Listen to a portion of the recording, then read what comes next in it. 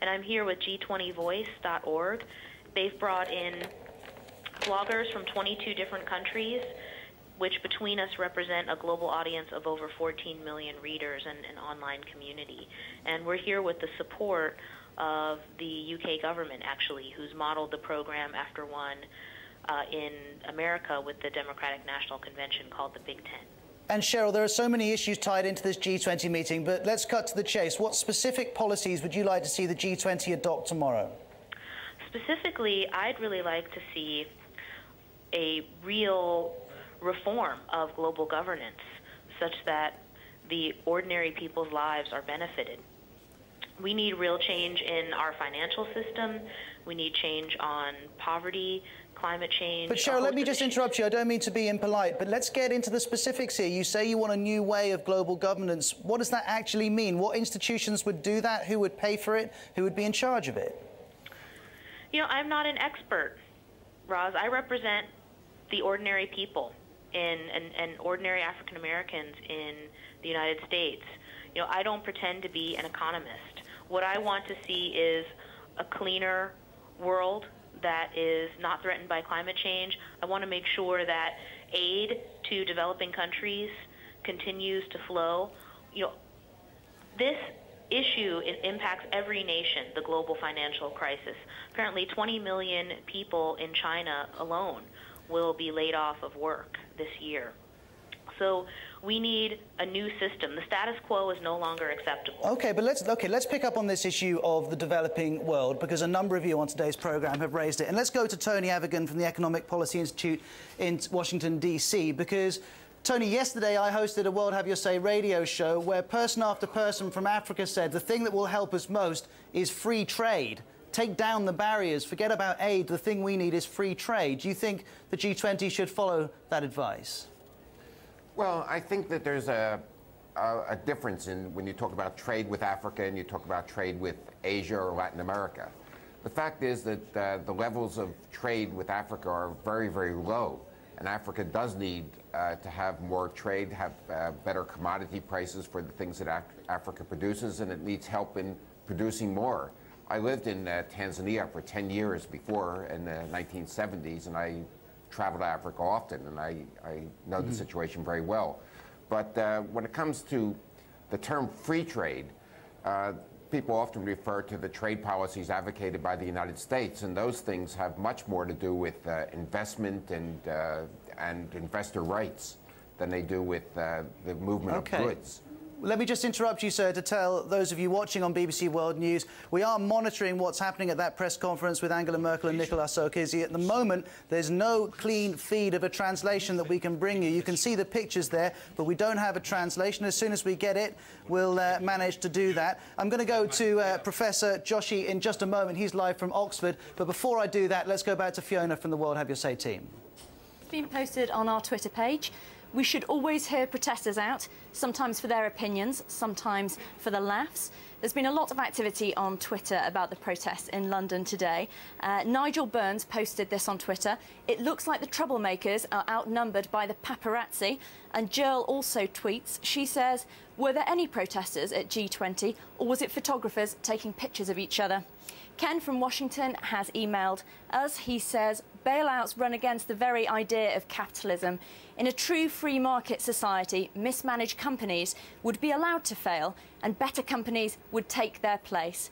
Bailouts are a form of protectionism that ultimately encourages failure. You can email us worldhaveyoursay@bbc.com. To see those text messages and messages you're sending in mentioning that there seem to be more photographers. Sometimes we were sitting in the World Have You Say studio just before we came on air, and there was one guy banging a window and about 35 photographers all around him. So we can relate to what you're saying. Let's bring in Professor Joshi from Oxford. Going back to that issue that people in the developing world are raising, they're saying we do want help from the G20, but we need it in the form of free trade as much as we do in the form of aid. Do you agree with that? I completely agree. I think that one of the things that the G20 ought to do tomorrow is to call a standstill on protectionist measures. What has happened so far is they have said that they are not going to be protectionist, but in the last 4 months, since the last G20 meeting, 17 out of 20 countries, according to the World Bank, have raised trade barriers. Now, tomorrow they must undertake not to go along the same path. Linda, what about you? Let's hear about your views on free trade. I mean, the frustration that we're hearing here at the BBC from people in the developing world is that, well, actually, the developed world talks a good talk, but now the chips are down, it doesn't want to play. I have a lot of sympathy with that because, you know, as Vijay said, there's been a growth in protectionism, some of it overt, some of it more covert, things like withdrawing bank lending to only help the, you know, lend in your own economy. That's a form of protectionism. But I mean, Gordon Brown this morning, his news conference, actually mentioned 5 different things we should use to measure the success of the summit. One was no protectionism. Second one is to stick to the Millennium Development Goals of giving development aid. Third one is, of course, to stimulate growth. Fourth one is to stabilize the banking system. But hold on a moment. The criticism that we're getting is that, well, they say they believe in free trade, but if you actually look at the details of the stimulus packages, which Barack Obama, Gordon Brown and others have brought in, the detail actually means that there is preferential treatment for US companies in the US bailout, for UK companies in the UK stimulus package. Yeah, I think that's true. I think there is a gap between the rhetoric and actually what they're doing, which is why I think when we look at these criteria and measure them for success, we have to go beyond it's just everyone signing up to the communique and France not walking out. But we need details. What does it mean to not be protectionist? Is it going to cover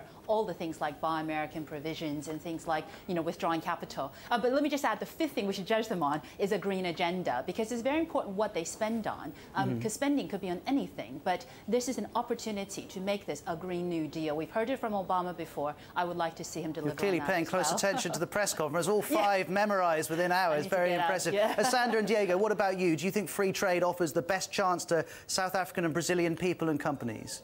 I think so, definitely, because South Africa right now is one of the top producers when it comes to the commodities that we have within South Africa. However, large of our agricultural produce does in fact go to European countries, but we also have other things to produce other than agriculture. So I think that making those laws when it comes to free trade much more accessible to African countries would in fact benefit most of the people living in those countries.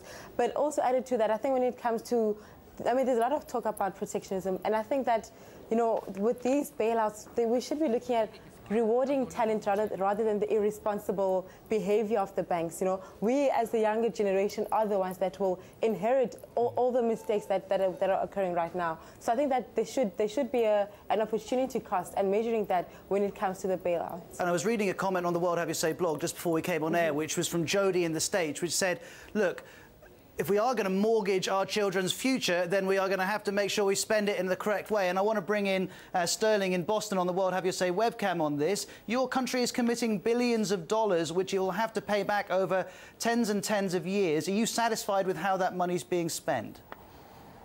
Well, I want to get at the free trade point. The United States is the most protectionist nation in the world. The housing bubble in the United States is a form of protectionism. We don't import houses from anywhere. We don't have free trade policies. We have turnstile trade policies where what we make is supposed to be available to other people, and what they make is only available to us as we need it.